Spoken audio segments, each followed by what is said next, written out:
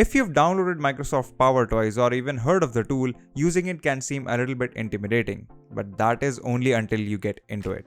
My name is Yadullah, you're watching Candid.Technology, and in this video we are going over FancyZones in Microsoft Powertoys. Now the first step is to actually install Powertoys, which is very easy. Just open up your browser, search for Microsoft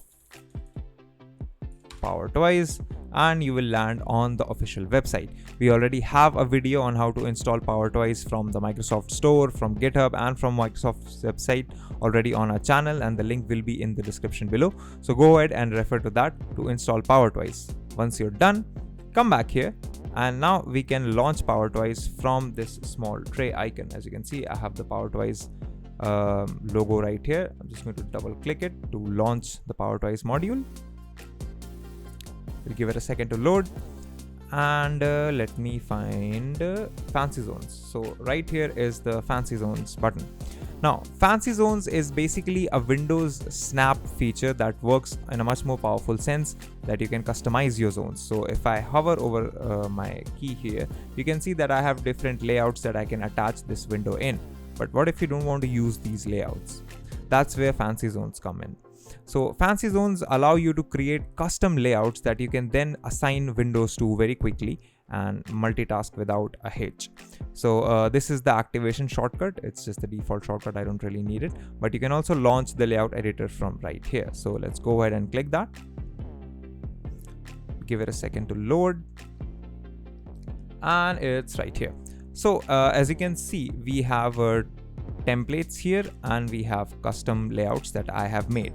Now I have two monitors connected to my PC, so I can switch between either of them, but I'm just going to work with the bigger monitor for the time being. I have two custom layouts and I can go ahead and edit them, but for now we'll go ahead and create a new layout for ourselves. Now you can set a name for this layout, so I'm just going to call it custom test, and then you can have either a grid or canvas. The only difference between grid and canvas is that grid is very organized. It's like, as you would expect, a grid, and canvas essentially lets you create a zone wherever you want. So you can have overlapping zones in a layout and things like that. So for the sake of simplicity, I'm going to go ahead with grid at the moment, and I'm going to click create. Now, as you can see, I have 3 windows and this floating window that has all the controls in here. So I can adjust individual zones. I can create a split in the middle, have this come down a little, expand this, and I have a very basic zone created. You can use these keyboard navigation shortcuts to help you along the way, and once you're done with the basic layout of your zone, you can go ahead and click save.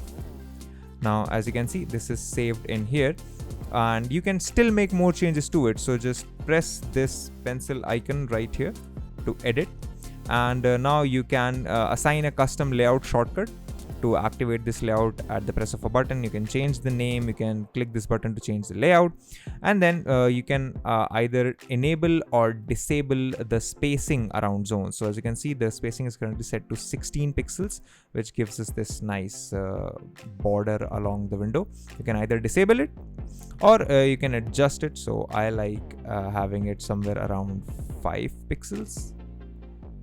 So yeah, it's 6 pixels at the moment, but it looks fine enough. So you can adjust that, and then you can have the highlight distance. If you want to reset your layout, you can just go to the default layout for horizontal or vertical monitors as well. Once you're done setting everything up, click save, and now you're good to go. Now you can select a layout to go to as your default layout in here. So whatever layout is highlighted in this editor is the default layout. I'm just going to use the custom test layout that we just made, and I'm going to close this.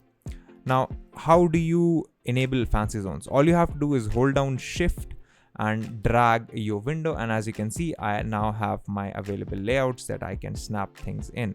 So I can put this there, and if I open my browser, and let's say I want to have my browser here, let's just create a new window. Once again, Shift drag to activate your zone, and I can have this set here, this snapped out a little.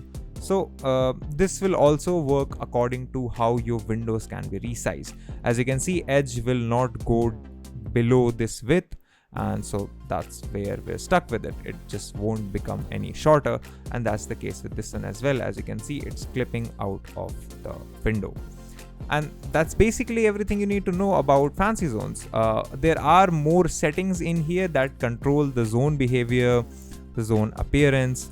So you can allow zones to span across monitors. You can have different button assignments, and if you come down, you can even use it to override Windows snap, or the Windows plus arrow key thing that we use to move around monitors really quickly. You can have your custom shortcut set up to switch between windows in the current zone. You can override the default layouts.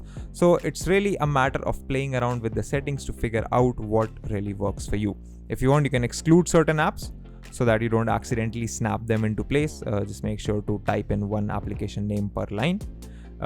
You have the enable quick layout switch option enabled here.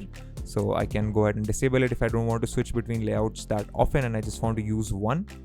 And then there are some other settings as well that make dragged windows transparent, child window snapping, and so on and so forth.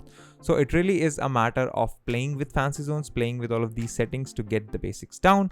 And once you're good to go, you can use it to really boost your Windows productivity.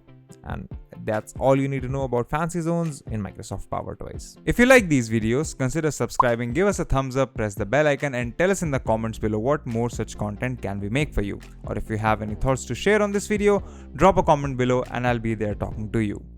If you want to know more about tech, visit our website Candid.Technology, follow us on social media, follow me on Instagram or Twitter, and we'll see you in the next video.